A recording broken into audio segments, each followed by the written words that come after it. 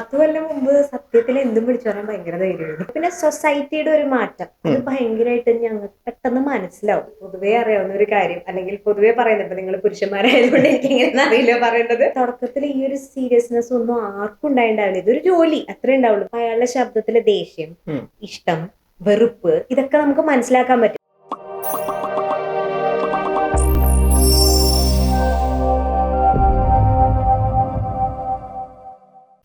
അപ്പൊ ഇന്ന് നമ്മളുടെ കൂടെ ഉള്ളത് അച്ചു ആണ്. കണ്ടറിയാം ആരാണ് അച്ചു എന്നുള്ളതിനെ കുറിച്ചിട്ട്. അച്ചു നമസ്കാരം. നമസ്കാരം. എത്ര നാളായി RJ ആയിട്ട്? 2007 തൊട്ടായിരിക്കും അല്ലേ? 2007. ശരിക്കും പറഞ്ഞാൽ ക്ലബ് FM ലോഞ്ച് ചെയ്തത് 2008-ലാണ്. ഓക്കെ. ഞങ്ങൾക്ക് ട്രെയിനിങ് 2007 മുതൽ ഉണ്ടായിരുന്നു. അന്ന് തൊട്ട് ഇന്ന് വരെ RJ ആയിരിക്കാനുള്ള ഒരു ഭാഗ്യം കിട്ടിയെന്ന് പറയാം. ഇതില് ഞാനൊരു സംശയം ആദ്യം തന്നെ ഒന്ന് ക്ലിയർ ചെയ്യാൻ വേണ്ടിയിട്ടുണ്ട്. നിങ്ങളുടെ ക്ലബ് FM തൃശ്ശൂരത്തെ ക്ലബ് FM മാത്രം 104.8 ആണ്, ബാക്കിയൊക്കെ 94.3 അല്ലേ? തൃശ്ശൂരും ആലപ്പുഴയും 104.8 ആണ്. ഓക്കെ. അതുപോലെ തന്നെ കാലിക്കറ്റ്. അതെന്തുകൊണ്ടാന്ന് വെച്ച് കഴിഞ്ഞാൽ നമ്മുടെ FM-ന്റെ ഫ്രീക്വൻസി അത് ഇത്ര ഒരു കിലോമീറ്റേഴ്സ് ഉണ്ടല്ലോ. അപ്പൊ അടുത്തടുത്ത് കിടക്കുന്ന നമ്മുടെ തൃശ്ശൂർ സ്റ്റേഷൻ വന്നു കഴിഞ്ഞ് കുറച്ച് കഴിഞ്ഞിട്ടാണ് എറണാകുളം സ്റ്റേഷൻ വന്നത്. ഇപ്പൊ രണ്ടും 94.3 ആയിരുന്നു തുടക്കത്തില് ഫ്രീക്വൻസി. അപ്പൊ അത് തുടങ്ങി കഴിഞ്ഞ് വന്നപ്പോഴത്തേക്ക് രണ്ടിനും ക്ലാഷ് വന്നു തുടങ്ങി. അപ്പൊ നമ്മൾ പതുക്കെ തൃശ്ശൂരിലെ ഫ്രീക്വൻസി 104.8 ആക്കി, എറണാകുളം 94.3, ദെൻ ആലപ്പുഴ അഗെയിൻ 104.8. അപ്പം ഏറ്റവും ക്ലാരിറ്റിയിൽ നിങ്ങൾക്ക് ഇപ്പൊ കേൾക്കാൻ പറ്റുന്നത് മിക്കവാറും ക്ലബ്ബ് തന്നെയാണ്. അത് നമ്മൾ ഒരിക്കലും, കാരണം വെച്ച് കഴിഞ്ഞാൽ പലപ്പോഴും നമ്മളിപ്പോ ട്രാവൽ ചെയ്യുന്ന സമയത്ത് വേറെ ഏതെങ്കിലും ഒരു ചാനൽ ആണെങ്കിൽ ഡെഫിനറ്റ്ലി അത് മാറിപ്പോകും. ക്ലബ്ബ് തന്നെയാണ് തന്നെ. ഇപ്പം 2008 തൊട്ട് ആദ്യം ഇതിലേക്ക് വന്നത്, ഇപ്പം RJ ബാക്ക്ഗ്രൗണ്ടോ VJ അങ്ങനെ എന്തെങ്കിലും ഉണ്ടായിരുന്നു? നമ്മള് ചിലപ്പോ പറയില്ലേ ചില കാര്യങ്ങൾ, നമ്മളെ എന്താ പറയാ, നമ്മുടെ ഡെസ്റ്റിനി നമ്മളെ വിളിക്കണു എന്നൊക്കെ പറയണ പോലെ ഒരു കോളായിരുന്നു. അതായത് ഞാൻ ബേസിക്കലി ഒരു സോഫ്റ്റ്വെയർ പ്രോഗ്രാമർ ആണ്. അങ്ങനെയായിരുന്നു വർക്ക് ചെയ്തിരുന്നത്. ടെക്നിക്കലാണ് പഠിച്ചത് കംപ്ലീറ്റ്. അപ്പൊ അവിടെ ഇങ്ങനെ ചെയ്തുകൊണ്ടിരുന്ന സമയത്ത് ഉള്ളിൽ ഞാൻ അത്യാവശ്യം കലാപരമായിട്ടുള്ള കാര്യങ്ങളൊക്കെ ഉണ്ടായിരുന്നു. പാട്ട്, ഡാൻസ്, എഴുത്ത് എല്ലാം ഒരു സാധാരണ വ്യക്തിയെ പോലെ തന്നെ. അപ്പൊ എന്തോ ഒരു ഇൻകംപ്ലീറ്റ് ഫീൽ ഉണ്ടായിരുന്നു. എനിക്ക് ഇതല്ല പറഞ്ഞിരുന്നേന്ന് ഒരു തോന്നലുണ്ടായിരുന്നു. അങ്ങനെ ഇരിക്കുമ്പോഴാണ് ഒരിക്കൽ ഒരു പരസ്യം പത്രത്തിൽ ഉണ്ടായിരുന്നത്. അതായത് കേരളത്തിൽ ഒരു FM റേഡിയോ സ്റ്റാർട്ട് ചെയ്യാൻ പോകുന്നത്. അന്ന് നമുക്ക് FM റേഡിയോസ് ഇല്ല. നമുക്ക് ആകാശവാണി AM മാത്രമേ ഉള്ളൂ. പിന്നെ ആകാശവാണിയുടെ തന്നെ FM മാത്രമേ ഉണ്ടായിരുന്നുള്ളൂ.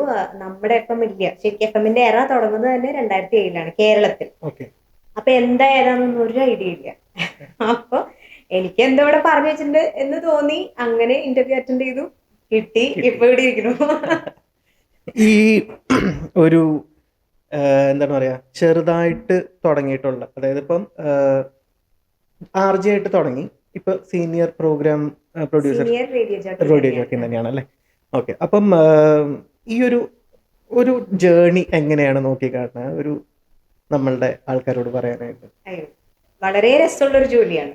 ഞാൻ ആ കാര്യത്തില് ഈശ്വരനോട് വളരെ എന്നും നന്ദി പറയാറുണ്ട്. കാരണം ഇത്രയധികം രസകരമായിട്ടുള്ള ഒരു ജോലി വേറെ ഇല്ല എന്നൊരു പക്ഷെ ഞാൻ ആൾക്കാരോട് പറയും.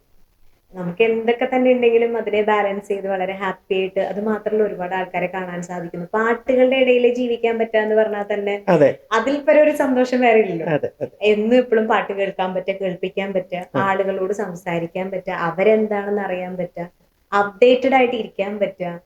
അപ്പം ഇതൊക്കെ തന്നെയാണ് ചുരുക്കത്തിൽ പറയുകയാണെങ്കിൽ ഈ ഒരു ജേർണി എന്ന് പറഞ്ഞു കഴിഞ്ഞാൽ.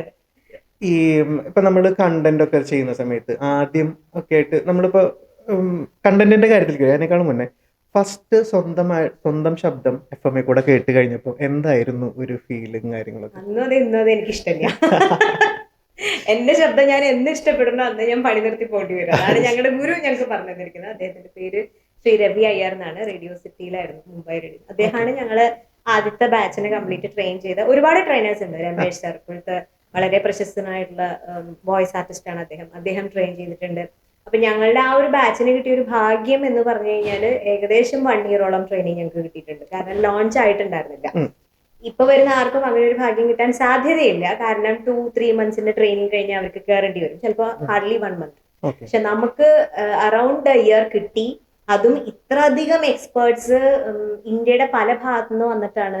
സ്ലൈറ്റ് വോയിസ് മോഡുലേഷൻ എങ്ങനെ വേണം, നമ്മൾ എങ്ങനെ ഇന്റർവ്യൂ എടുക്കണം, നമ്മൾ എങ്ങനെ മൈക്കിന്റെ മുമ്പിൽ ബിഹേവ് ചെയ്യണം, എങ്ങനെ ഒരു ആർജയാവണം എന്നൊക്കെ പറഞ്ഞു തന്നത്. അപ്പൊ അതൊരു ആ ട്രെയിനിങ് കിട്ടിയതിൽ അത് വലിയൊരു ഒരു മുതൽക്കൂട്ടാണ് സത്യം പറഞ്ഞത്. ഓക്കെ.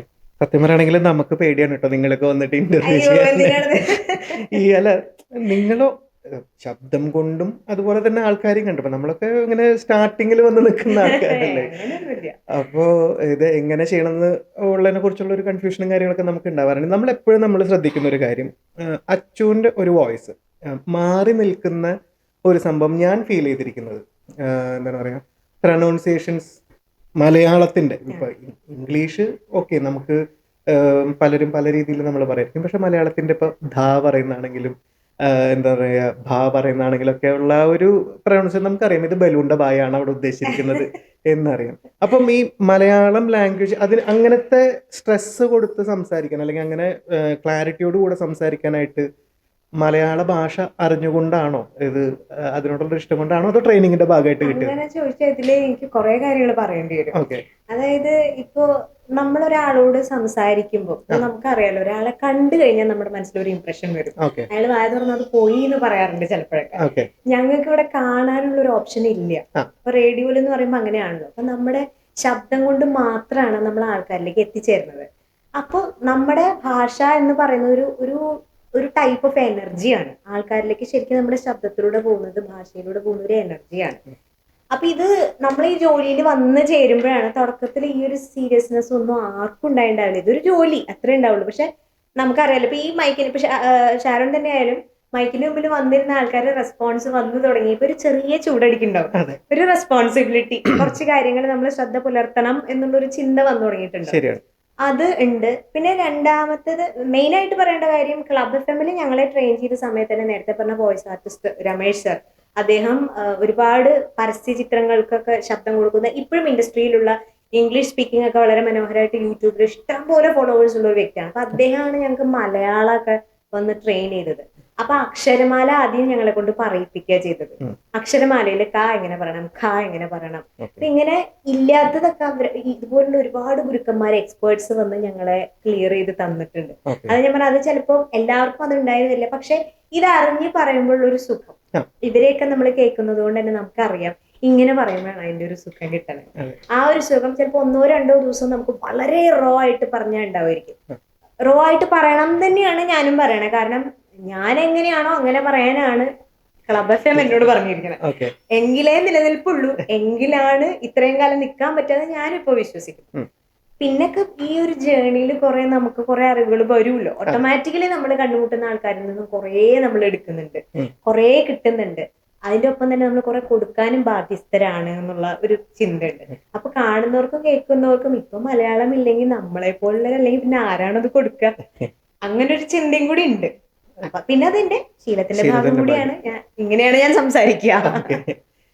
ഇനി വളരെ പേഴ്സണൽ അല്ല, എന്നാലും ഇത് പറയാം, ഞാൻ ഒരു പക്ഷെ നമ്മളിതിന് മുന്നേ ഞാൻ അച്ഛനെ ഞാൻ കണ്ടിട്ടുള്ളൊരു സീൻ ഞാൻ പറഞ്ഞിട്ടുണ്ടല്ലോ.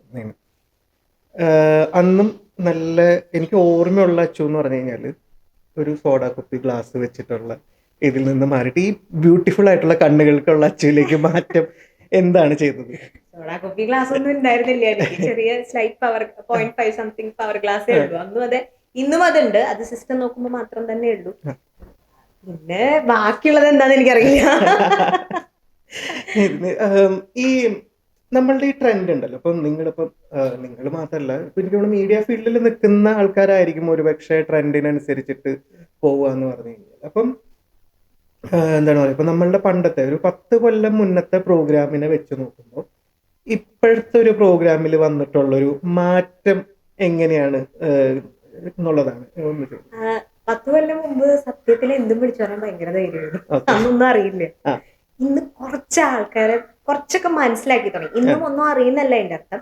പക്ഷെ നമ്മള് ഒരു കൊച്ചുകുട്ടിയായിരിക്കുമ്പോഴത്തെ നിഷ്കളങ്കത കുറച്ച് വലുതാവുമ്പോ ഉണ്ടാവില്ലല്ലോ. ഒരു കൊച്ചുകുട്ടി വിളിച്ചു പറയണ പോലെ ഒരാൾക്ക് വിളിച്ചു പറയാൻ പറ്റില്ല. ആ ഒരു പ്രശ്നം തന്നെയാണ് ഇപ്പൊ ഞാൻ ഫേസ് ചെയ്യണത്. എനിക്ക് സത്യം പറഞ്ഞാൽ ആ കൊച്ചുകുട്ടിയുടെ ഒരു നിഷ്കളങ്കതയിൽ ഇരുന്ന് സംസാരിക്കണം എന്ന് ആഗ്രഹിക്കുന്നു. ഐ മീൻ, ഞാൻ ഉദ്ദേശിച്ചത് ഏതൊരു കരിയറിന്റെയും തുടക്കത്തിൽ നമ്മൾ കുട്ടികളാണ്. അപ്പൊ ഇപ്പൊ ഞാൻ 17 വയസ്സുള്ള ഒരു ആർജയാണ്. As an RJ I am 17 years. പക്ഷെ തുടക്കത്തിൽ എന്ന് പറയുമ്പോൾ നമ്മള് അന്ന് പറയണ കാര്യം എന്ന് പറഞ്ഞാൽ ഇന്നും ഞാൻ അത്യാവശ്യം എനിക്ക് വായ തോന്നുന്ന കടിച്ചു വിടും എങ്കിൽ പോലും നമുക്കറിയാം അന്നും അതേ ഒരു ഉത്തരവാദിത്വം നമുക്ക് ഉണ്ടില്ല എന്നല്ല ഞാൻ പറയണേ. എങ്കിൽ പോലും കുറെ കാര്യങ്ങൾ അറിയുമ്പോൾ പിന്നെ സൊസൈറ്റിയുടെ ഒരു മാറ്റം അത് ഭയങ്കരമായിട്ട് ഞങ്ങൾക്ക് പെട്ടെന്ന് മനസ്സിലാവും. നമുക്ക് വരുന്ന കോൾസിലൂടെ 10 കൊല്ലം മുമ്പ് ചോദിച്ചൊരു ചോദ്യം എനിക്ക് ഇന്ന് ചോദിക്കാൻ പറ്റില്ല. അത്രയേറെ വ്യത്യാസം നമ്മുടെ സൊസൈറ്റിയിലെ ആളുകളുടെ സഹിഷ്ണുതയിൽ ഉണ്ട് എന്നുള്ളൊരു വിഷമം ഭയങ്കരമായിട്ട് ഞങ്ങൾക്ക് ഫീൽ ചെയ്യുന്നുണ്ട്. ഞാൻ ആ ഒരു ചോദ്യത്തിലേക്ക് വരണം എന്ന് വിചാരിച്ചിരിക്കുന്നത്. ഇപ്പം ഈ സഹിഷ്ണുത അല്ലാന്നുണ്ടെങ്കിൽ ആൾക്കാരുടെ ഒരു ടോളറൻസ്, അതാണല്ലോ സഹിഷ്ണുത എന്ന് പറയുന്നത്, വളരെയധികം പ്രെഡിക്റ്റ് ചെയ്യാൻ പറ്റാത്ത രീതിയിൽ മാറിക്കൊണ്ടിരിക്കുന്ന ഒരു സംഭവമാണ്. അപ്പൊ നമ്മളിപ്പോ പണ്ട് പറഞ്ഞ കാര്യം ഇന്ന് ആലോചിക്കുമ്പോൾ പൊളിറ്റിക്കലി കറക്റ്റ് ആണോ അല്ലെങ്കിൽ അത് ബോഡി ഷെയ്മിങ് ആണോ എന്നുള്ള ഒരു സംശയം ഉണ്ടാവുമല്ലോ. അത് അങ്ങനത്തെ ഒരു സംഭവങ്ങളും കാര്യങ്ങളും എപ്പോഴെങ്കിലും ഇതല്ലാതെ ആൾക്കാർ വിളിച്ച് നമ്മളോട് പറഞ്ഞിട്ടുണ്ടോ? അതായത് ഓക്കെ നിങ്ങളത് പറഞ്ഞത് ശരിയായില്ല അല്ലെങ്കിൽ അങ്ങനെയുള്ള അനുഭവങ്ങൾ എന്തെങ്കിലുമൊക്കെ ഉണ്ടായിരുന്നു? സത്യത്തില് അവിടെ എന്താന്ന് വെച്ച് കഴിഞ്ഞാൽ ഇപ്പം സോഷ്യൽ മീഡിയയിൽ എന്നെ കാണുന്നവർക്ക് ഏകദേശം അറിയാം ഞാൻ പോസ്റ്റ് ഇട്ട് മുങ്ങുന്ന ആളാണ്. ഞാൻ അവിടെ ആക്റ്റീവ് ഒന്നുമല്ല. അത് ഒരു കണക്കിന് കുറെയൊക്കെ ഞങ്ങൾക്ക് ഹെൽപ്ഫുൾ ആണ്. കാരണം എന്താന്ന് വെച്ചാൽ വെർച്വൽ വേൾഡിലല്ല സത്യത്തിൽ, റിയൽ വേൾഡിൽ റിയൽ ആൾക്കാരോടാണ്. ഇപ്പൊ ഒരു പോസ്റ്റിന് കിട്ടുന്ന ലൈക്കും കമന്റും മാതിരിയല്ല, നമുക്കൊരു യഥാർത്ഥ ശബ്ദം, ഒരു യഥാർത്ഥ വ്യക്തി നമ്മളെ വിളിക്കുക എന്നിട്ട് പറയാണ്. അപ്പൊ അയാളുടെ ശബ്ദത്തിലെ ദേഷ്യം, ഇഷ്ടം, വെറുപ്പ് ഇതൊക്കെ നമുക്ക് മനസ്സിലാക്കാൻ പറ്റും. ഒരു കമന്റിന് അതൊരിക്കലും എത്രത്തോളം നമ്മളിലേക്ക് എത്തിക്കാൻ പറ്റും. അതുകൊണ്ട് തന്നെ അപ്പൊ ഞങ്ങൾക്ക് ആ പൾസ് കിട്ടുന്നുണ്ട്. അതുകൊണ്ട് വലിയ ബുദ്ധിമുട്ടില്ല സത്യത്തിൽ. കാരണം നമ്മൾ വിത്ത് റിയൽ പീപ്പിൾ ആണ്. അതാണ് അതിന്റെ യഥാർത്ഥ ഉത്തരം. ഇനിയിപ്പോ നമ്മളിപ്പോ ഈ തുടങ്ങിയ സമയത്ത് അന്ന് നമ്മളുടെ ഈ സോഷ്യൽ മീഡിയ ഒന്നും ഇത്രയ്ക്ക് ആക്റ്റീവ് ആയിട്ടില്ലല്ലോ. അപ്പം ആൾക്കാരുടെ ആ ഒരു റെസ്പോൺസ്, ഇപ്പൊ നമ്മളുടെ പ്രോഗ്രാമൊക്കെ ആദ്യത്തെ പ്രോഗ്രാമൊക്കെ ചെയ്ത് കഴിഞ്ഞ് വരുമ്പോൾ ഉണ്ടാവുന്ന നമ്മളുടെ ഒരു ആൻസൈറ്റി ഉണ്ടല്ലോ, അതിന്റെ റെസ്പോൺസ് അറിയണമെങ്കിൽ ഡെഫിനറ്റ്ലി ഒന്നില്ലെങ്കിൽ ആൾക്കാർ വിളിച്ച് പറയണം. അങ്ങനെ അതിന്റെ ഒരു ഫസ്റ്റത്തെ ഒരു കുട്ടി, ഒരു ബേബി ചെയ്തിട്ടുള്ള ഒരു അങ്ങനത്തെ എന്തെങ്കിലും ഒരു ഇതുണ്ടോ? അതായത് ഒരു കുട്ടിയായിട്ടുള്ള ഒരു ഫീലിംഗ് ആദ്യം ചെയ്ത ദിവസം വളരെ രസമായിരുന്നു. കാരണം നമ്മുടെ ക്ലബ് എഫ്എമ്മിനോടൊപ്പം വേറൊരു റേഡിയോ സ്റ്റേഷനും ഉണ്ടായിരുന്നു, ലോഞ്ച് ഉണ്ടായിരുന്നു. ഏറ്റവും കൂടുതൽ കോൾസ് വരുന്നത് നമുക്കാണ്. അപ്പം എല്ലാവരും ഇങ്ങനെ വിളിച്ചു പറയാതെ കണ്ടില്ലേ നമുക്ക് കിട്ടുന്ന റെസ്പോൺസ് കണ്ടില്ലേ എന്ന് പറഞ്ഞിട്ടുള്ള ആ ഒരു എക്സൈറ്റ്മെന്റ് എല്ലാവരും നമ്മളിലേക്ക് ഷെയർ ചെയ്യാം. നമുക്കാണെങ്കിൽ പേടി, കാരണം ഈ എഫ് എമ്മില് നമുക്ക് മുൻഗാമികളില്ല. നമുക്കറിയാലോ, ടോട്ടലി ആകാശവാണിയിലുള്ളതിനേക്കാളും വളരെ ഡിഫറെന്റ് ആയിട്ടുള്ള രീതിയാണ്. അനൗൺസ്മെന്റ് അല്ല, നമ്മൾ സംസാരിക്കുകയാണ് സാധാരണ മാതിരി സംസാരിക്കുക. അപ്പൊ ഇതൊക്കെ ആൾക്കാര് പ്രത്യേകിച്ച് കേരളത്തിലെ പ്രബുദ്ധരായിട്ടുള്ള വ്യക്തികളെ ഏറ്റെടുക്കുവോ അല്ലെങ്കിൽ അവർക്ക് ഇഷ്ടാവോ അങ്ങനെയുള്ള ചിന്തകളൊക്കെ വളരെ കൂടുതലായിരുന്നു. പക്ഷെ മനസ്സിലായ ഒരു കാര്യം, നമ്മളായിട്ട് നിൽക്കുകയാണെങ്കിൽ നമുക്കറിയാലോ, ഇപ്പൊ സോഷ്യൽ മീഡിയയിൽ നോക്കി കഴിഞ്ഞാൽ ഫേക്ക് ആയിട്ടുള്ള ആൾക്കാരെ തിരിച്ചറിയാൻ പറ്റും. അതല്ലാത്തത് നമ്മൾ എത്രത്തോളം ഈ ശബ്ദത്തിന് ഒരു പ്രത്യേകത ഉണ്ട്. കണ്ണടച്ച ആൾക്കാർ കേൾക്കുന്നതുകൊണ്ട് അല്ലെങ്കിൽ മുഖമില്ലാതെ കേൾക്കുന്നതുകൊണ്ട് ചെറിയ ചെറിയ ഇമോഷൻസ് വരെ ആൾക്കാരിലേക്ക് എത്തും. അത് എന്റെ അങ്ങോട്ട് പോകുന്നത് പോലെ തന്നെ അവരെന്നെ വിളിക്കുമ്പോൾ അവരുടെ ഇമോഷൻസും ഇങ്ങോട്ടേക്ക് എത്തും. അതുകൊണ്ട് തന്നെ നമുക്ക് പെട്ടെന്ന് ഈ എനർജി എത്രത്തോളം പോസിറ്റീവാണ്, എത്രത്തോളം ഫേക്ക് ആണെന്ന് ആൾക്കാർക്ക് മനസ്സിലാവും. അപ്പൊ അതുകൊണ്ട് തന്നെ ആ ഒരു ഭയം സത്യത്തിൽ ഇല്ല. കാരണം നമ്മൾ ഇതാണ്, അതങ്ങനെ ആൾക്കാരെ അക്സെപ്റ്റ് ചെയ്തു. അപ്പൊ അതുകൊണ്ട് തന്നെ അവരുടെ കോൾസ് അന്നും ഇന്നും, ഇപ്പൊ ഇന്നലെ വരെ എനിക്ക് കോള് കിട്ടിയെന്നുകൊണ്ട് ഇന്ന് ഈ നിമിഷം ഈ ഷോവിന് കോള് കിട്ടിയില്ലെങ്കിൽ കട്ടപ്പുകയാണ്, അതിന് സംശയമൊന്നുമില്ല. അപ്പൊ നമുക്കതൊരു ടെൻഷൻ തന്നെയാണ്. അപ്പൊ ഓരോ ദിവസവും നമ്മൾ ആ ഒരു എക്സൈറ്റ്മെന്റിൽ തന്നെയാണ് കയറിപ്പോണേ. ആ എക്സൈറ്റ്മെന്റ് നഷ്ടപ്പെട്ട ആ ഷോവിന്റെ ഒരു ജീവൻ പോയി തന്നെ പറയാൻ പറ്റുള്ളൂ. ലേഡീസ് നേരം എനിക്ക് തോന്നുന്നു അച്ചു ഏറ്റവും കൂടുതൽ അവതരിപ്പിച്ചിട്ടുള്ള ഒരു പ്രോഗ്രാമാണ്, ലോങ്ങസ്റ്റ് ഒരു RJ എന്നുള്ള രീതിയിൽ. അപ്പോ ഒരുപാട് അമ്മമാരും സഹോദരിമാരും ഒക്കെ വിളിച്ച് സംസാരിക്കാറുണ്ടോ അച്ചുവിന്റെ അടുത്ത്? നമ്മള് അത് പറയുകയാണെങ്കിൽ വളരെ രസമാണ്. ഒരു 8 കൊല്ലത്തെ സ്ട്രെച്ച് ആയിരുന്നു ലേഡീസ് നേരം എന്ന് പറയുന്ന പ്രോഗ്രാം. അപ്പം നമുക്ക് പൊതുവേ അറിയാവുന്ന ഒരു കാര്യം, അല്ലെങ്കിൽ പൊതുവേ പറയുന്നത്, ഇപ്പൊ നിങ്ങൾ പുരുഷന്മാരായതുകൊണ്ട് എനിക്ക് എങ്ങനെ അറിയില്ല പറയേണ്ടത്, അതായത് സ്ത്രീകളുടെ മാഗസിൻ ഏറ്റവും കൂടുതൽ മറച്ചു വെക്കുന്ന പുരുഷന്മാരാണെന്ന് തമാശക്ക് പറയും. അതേപോലെ തന്നെ എനിക്ക് 2 സ്ത്രീകളും കുട്ടികളും അതുപോലെ തന്നെ പുരുഷന്മാരും ഒരേപോലെ. ഞാൻ ലേഡീസ് നേരാണെങ്കിൽ പോലും ലേഡീസ് എന്ന് പറയുമ്പോൾ നമ്മുടെ നാട്ടിലെ ഫാമിലി എന്നാണ് അർത്ഥമാക്കുന്നത്. അപ്പൊ അതുകൊണ്ട് തന്നെ ഫാമിലി ഓറിയന്റഡ് ആയിട്ടുള്ള ഒരു കാര്യം ചെയ്യുന്നത് കൊണ്ട് തന്നെ പുരുഷന്മാരും വളരെ നന്നായിട്ട് തന്നെ കേട്ടിരുന്നു എന്നുള്ളതൊരു അനുഗ്രഹമായിട്ട് കരുതുന്നു. അപ്പോ സ്ത്രീകളും ഈ പറഞ്ഞ പോലെ അന്നും ഇന്നും ഒരുപാട് പേര് വിളിക്കാറുണ്ട്. പ്രത്യേകം പറയുകയാണെങ്കിൽ ആൺകുട്ടികൾ മാത്രമുള്ള അമ്മമാര് കുറേ പേരുണ്ട്. ഓക്കെ അവരുടെ ഒരു മകൾ സ്ഥാനാണ്. അവരുടെ ഇഷ്ടംപോലെ വിശേഷങ്ങൾ പങ്കുവയ്ക്കും. ഓക്കെ. പിന്നെ ലേഡീസ് നേരം കഴിഞ്ഞിട്ട് പിന്നെ തുടങ്ങിയത് ഇഷ്ടമുള്ള പാട്ട് ലൈവായി ആണല്ലോ. അതും പാരലലി തുടങ്ങിയതല്ലേ, അല്ലാതെ അല്ല, അത് ആ ടൈം തന്നെയാണ്. ലേഡീസ് നേരം തീർന്നിട്ട് അല്ലെങ്കിൽ ലേഡീസ് നേരം എന്ന് പറയുന്ന പ്രോഗ്രാം മാറ്റിയിട്ടാണ് IPL എന്ന് പറയുന്ന ഷോ വന്നത്. ഇഷ്ടമുള്ള പാട്ട് ലൈവ്. Okay okay. അതൊരു 5 കൊല്ലത്തോളം. 5 കൊല്ലത്തോളം ഉണ്ടായിരുന്നു.